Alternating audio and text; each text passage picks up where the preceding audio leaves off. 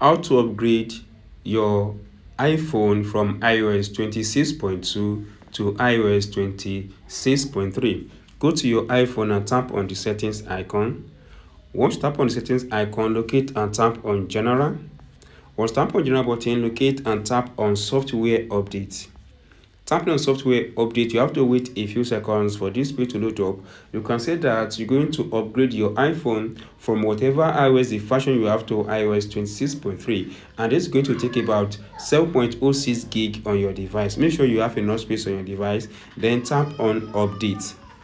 Once tap on update, if you have a passcode on your device, make sure you provide a passcode to your device. Once you provide a passcode to your device, then wait for this update to keep loading. Once the update has been loaded, then tap on install now to update your iPhone from iOS 26.2 to iOS 26.3.